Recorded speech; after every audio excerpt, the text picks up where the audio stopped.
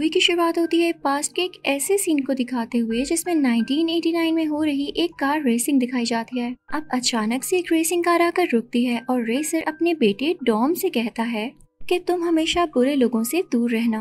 वो अपने बेटे को इसी तरह से एडवाइस देता रहता था। इसके बाद वो रेस कंटिन्यू करता है बहुत ही तेज स्पीड के साथ। लेकिन आज उसका दिन अच्छा नहीं था। एक और कार आती है और उसके बैक पर बहुत जोर से हिट करती है। यहाँ इन कार्स का एक्सीडेंट हो जाता है, लेकिन सबसे ज्यादा चोट डॉम के फादर को ही पहुँचती है। उनकी कार उड़ती हुई दूसरी गाड़ियों के ऊपर से दूर जाकर गिरती है और फ्लिप होते होते ग्राउंड के साथ टकरा जाती है, जिसकी वजह से गाड़ी में आग और वो ब्लास्ट हो जाती है। यहाँ पर ये रेसर मारे जाते हैं, यानी टॉम के फादर। टॉम बहुत रोता है, चिल्लाता है और इसी के साथ स्टोरी आती है प्रेजेंट में, जहाँ पर हम टॉम को एक बहुत ही बड़ा आदमी देखते हैं। उसका छोटा सा 3-4 साल का बेटा होता है और उसकी वाइफ उसके साथ बहुत खुश होती है। वो एक पीसफुल फॉरेस्ट में बहुत खुश जिंदगी गुजार रहे थे। यहाँ पर टॉम हमें एक ट्रैक्टर रिपेयर करता हुआ दिखाया जाता है कि तभी वहाँ पर एक गाड़ी रुकती है। टॉम और उसकी वाइफ अलर्ट हो जाते हैं और उन पर गन पॉइंट कर देते हैं। तभी उस गाड़ी में से एक आदमी बाहर आता है और अपने हाथ ऊपर करके कहता है, टॉम मैं यहाँ तुमसे मिलने आया हूँ, कोई दुश्मन नहीं हूँ, गौर से देखो। उस गाड़ी में से जो टोटल लोग निकले थे वो 3 होते हैं। एक आदमी जिसका नाम तेज होता है, उसका साथी और साथ एक और लड़की। अब वो लोग टॉम को बताते हैं कि एक बूढ़े आदमी ने उन्हें बताया है साइफर जो कि सुपर विलन है और वो बहुत खतरनाक औरत है, उसे पकड़ तो लिया गया था लेकिन पर्पसली यानी जानबूझकर जिस प्लेन में उसे पकड़ कर ले जाया जा रहा था उसे क्रैश कर दिया गया ताकि लोगों को लगे कि ये मर चुकी है। उस वक्त बूढ़े आदमी का उस पर पूरा होल्ड था कि उसने उसको पकड़ लिया था, लेकिन वो फिर भी भाग गई। अब इस टीम में से जो लड़की होती है वो टॉम को फोर्स करती है कि आप हमारे साथ उस जगह पर आएं जहाँ पर ये प्लेन क्रैश हुआ था ताकि हम वहाँ से कुछ एविडेंसेस इकट्ठे कर सकें। तो टॉम कहता है नहीं, मैं अब रिटायर्ड हूँ और इन कामों से दूर ही अपनी फैमिली के साथ खुश हूँ। अब रात में टॉम की बीवी को कुछ ख्याल आता है तो वो जाकर टॉम से कहती है, हमारी टीम ने हर मुश्किल काम में हमारी मदद की है तो अब मैं भी उनकी मदद करने जा रही हूँ। वो बाहर जाती है, इससे पहले अपने बेटे को प्यार करती है और फिर अपनी बाइक को तैयार करने लगती है। अब सीन कट होता है। दूसरी तरफ अब हम उन चारों को यानी टॉम की वाइफ, पेज, उसका साथी और वो यंग गर्ल,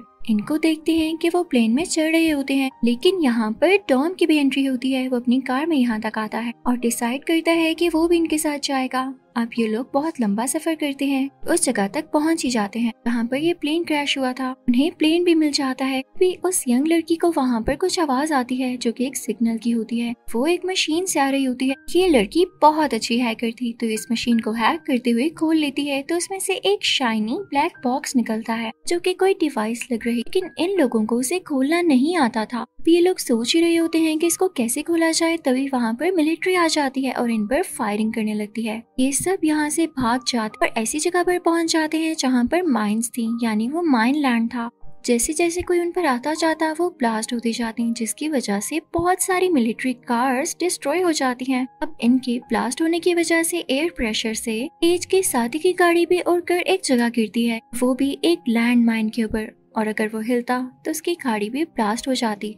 उसके आसपास भी लैंड माइंस थी और ये उसके लिए बहुत मुश्किल खड़ी थी। वो वहाँ से बहुत कोशिश करता है कि आराम से यहाँ से एस्केप कर जाए, लेकिन इन्हीं कोशिशों में उसकी गाड़ी थोड़ी सी हिलती है और नीचे की तरफ आती है। इसकी वजह से लैंड माइन ब्लास्ट कर जाती है और उसकी गाड़ी भी आग लग जाती है और सब बहुत उदास हो जाते हैं और लड़की रोने लगती है।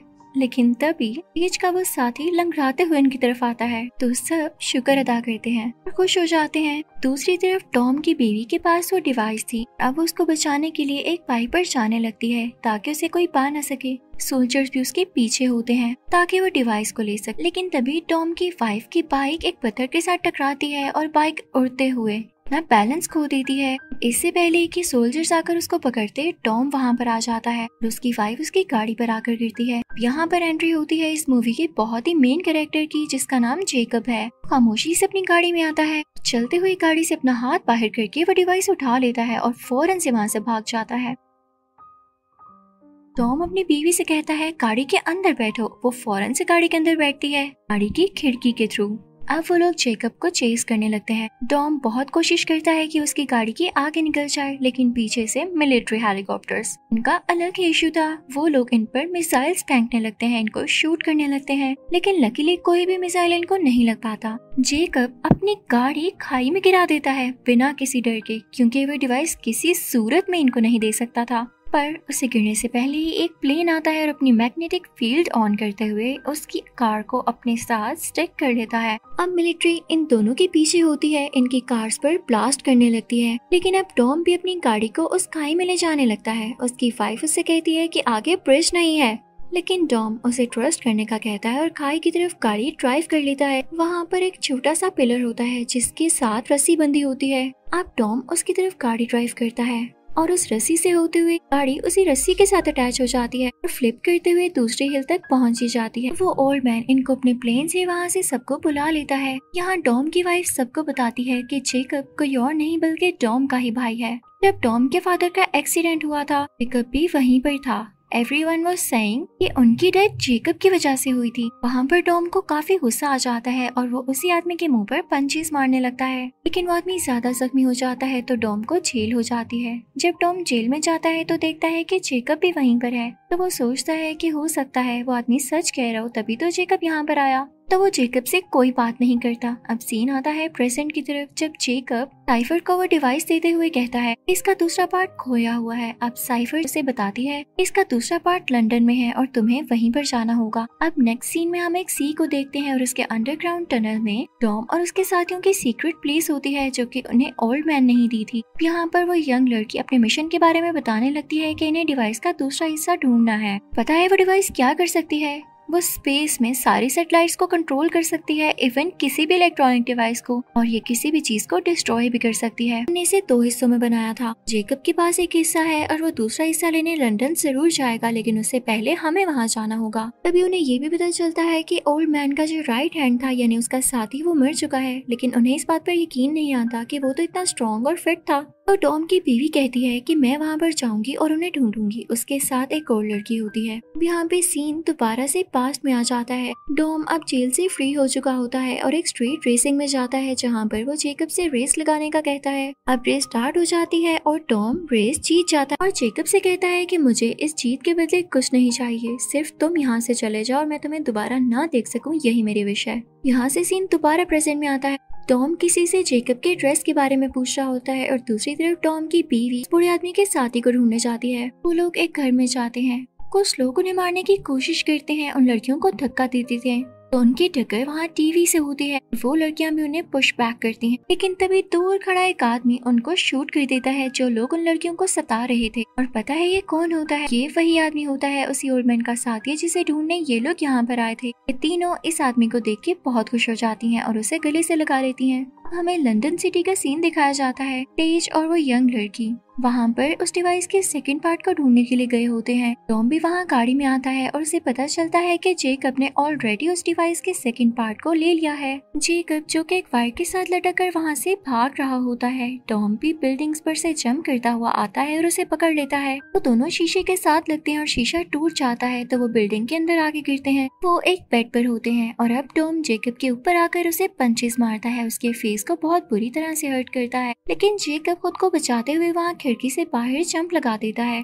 अब एक ट्रक के अंदर गिरता है, लेकिन वहीं से वो अपनी गाड़ी के अंदर बैठता है। बहुत तेजी से ड्राइव करने लगता है, लेकिन टॉम भी उसके पीछे ही होता है जो कि अब ट्रक की फ्रंट सीट पर बैठ चुका था, क्योंकि उसकी साथी यानी वही यंग लड़की इस ट्रक को ड्राइव कर रही होती है। अब वो कार को चेस करने लगते हैं। जेकब बहुत ज्यादा तेज ड्राइव कर रहा होता है और ड्राइव करते करते बिल्डिंग की उस तरफ चला जाता है, लेकिन ये यंग लड़की उस ट्रक का मैग्नेट ऑन कर देती है, जिससे ये ट्रक जेकब की कार को अपनी तरफ खींच लेता है और ये उस ट्रक के साथ स्टिक हो जाती है। एक रिच बिजनेसमैन को ये खबर मिलती है। ये वही आदमी होता है जो जेकब के साथ साइफर के पास जेल में गया था और उसे ये भी पता था कि जेकब अपने मिशन पर है ताकि वो डिवाइस का सेकंड पार्ट ले सके। उसे बहुत गुस्सा आता है कि कहीं टॉम उसे पार्ट छीन ना ले। अपने सोल्जर्स को ऑर्डर देता है कि वो टॉम और उसके साथियों को ढूंढें या चाहे मार दें।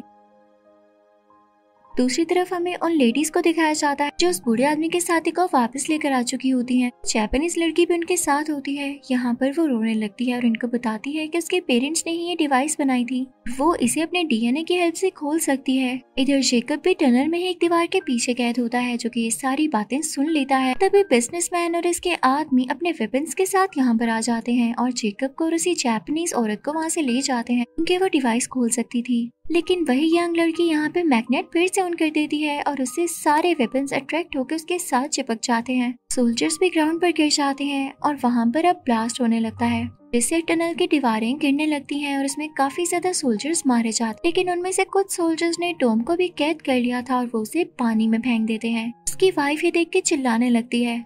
अब कुछ देर बाद जब टॉम को होश आता है तो वो देखता है कि उसकी बीवी उसकी आंखों के सामने है, क्योंकि उसकी बीवी ने उसे डूबने से बचा लिया था। यंग लड़की उन्हें बताती है कि जेकब स्पेस में एक सैटेलाइट भेजेगा ताकि ये डिवाइस को इनिशिएट कर सके, उसे चला सके। तो टॉम कहता है तो कोई बात नहीं, हम भी स्पेस में जाएंगे। अब उस तरफ जेकब और वो बिजनेसमैन एक साथ हो चुके होते हैं और उस सैटेलाइट को स्पेस में लॉन्च करने वाले होते हैं। साथ ही साथ उन्होंने डिवाइस के दोनों हिस्से लगाकर उसे जोड़ लिया होता है और फिर वो दो ट्रक्स में निकल जाते हैं। एक ट्रक में जेकब और बिजनेसमैन होता है, जबकि दूसरे ट्रक में वही जापानीज लड़की होती है। जेकब कंट्रोल करने लगता है उसी डिवाइस सैटेलाइट को। टॉम भी अब इसी तरफ आने लगता है। तेज और उसका साथी स्पेस में जाने के लिए निकल पड़ते हैं, अपने कॉस्ट्यूम्स पहन लेते हैं और एक ऐसी स्पेसशिप में बैठते हैं जो कि दिखने में गाड़ी जैसी लग रही होती है, लेकिन उसके साथ नाइट्रोस भी अटैच होते हैं जो कि अचानक से ऑन हो जाते हैं। उनमें से आग आने लगती है और वो स्पेसशिप तेजी से स्पेस की तरफ ट्रैवल करने लगती है और ये मिशन सक्सेसफुली इनिशिएट हो ही जाता है। टॉम और उसके दूसरे साथ अपनी गाड़ियों का मैग्नेट ऑन कर देते हैं, जिसकी वजह से उन सोल्जर्स की गाड़ियां इसके साथ अटैच होने लगती हैं।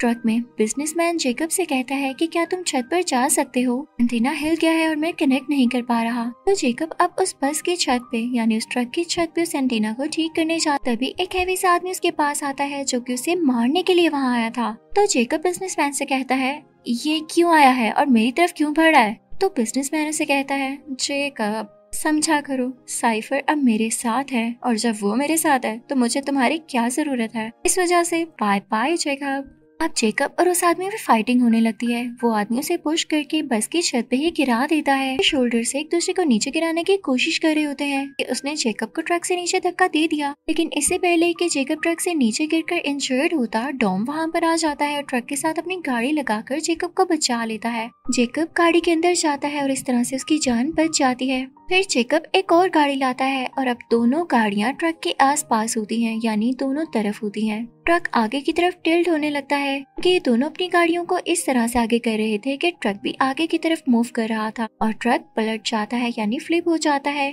अब टॉम और वो यंग लड़की ट्रक के ऊपर जाते हैं और उसमें ग्रेनेड्स फेंकने लगते हैं, इससे ट्रक में मौजूद सब लोग मारे जाते हैं और वो लड़की भी उसके अंदर से वो डिवाइस लेकर आ चुकी थी। अब ऊपर स्पेस में हम देखते हैं कि तेज और उसका साथी काफी परेशान हो रहे होते हैं कि उनकी स्पेसशिप में खराबी आ गई थी। तो वो सोचते हैं कि ये खराब तो हो ही चुकी है और सैटेलाइट को तबाह करना इतना आसान नहीं है, तो हम इसी से सैटेलाइट को टक्कर मारेंगे ताकि ये डिस्ट्रॉय हो जाए और हमारा मिशन पूरी तरह से पूरा हो जाए। वो लोग ऐसा ही करते हैं और सैटेलाइट डिस्ट्रॉय हो जाती है। ये लोग सैटेलाइट के बीच में से होते हुए आते हैं। सीन यहाँ पर चेंज हो जाता है और हमें नहीं पता चल पाता कि ये दोनों बच पाए या नहीं। उधर हम देखते हैं कि बिजनेसमैन का ट्रक जो कि तबाह होने के बाद नीचे की तरफ गिर रहा था, वो अभी भी मुसलसल यानी कंटिन्यूसली हिल से नीचे जा रहा होता है। लेकिन तभी साइफर अपने प्लेन के साथ आती है और टॉम पर मिसाइल्स फेंकने लगती है, क्योंकि उससे ये चीज बर्दाश्त नहीं हुई कि उसने ट्रक पर अटैक किया और उसके साथी पर। लेकिन टॉम अपनी सारी पावर इकट्ठी करता है और अपनी स्किल्स यूज करते हुए ट्रक को मूव करता है उसी प्लेन की तरफ,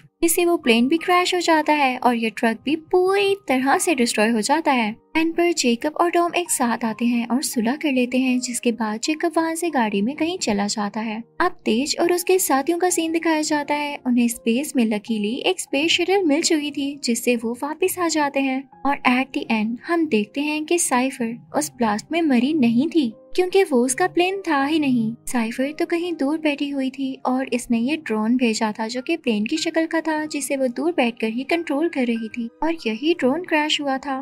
तो न जाने साइफर अब इन लोगों के अगेंस्ट और क्या क्या करती। लेकिन इसी के साथ ये मूवी का पार्ट यहीं पर खत्म होता है।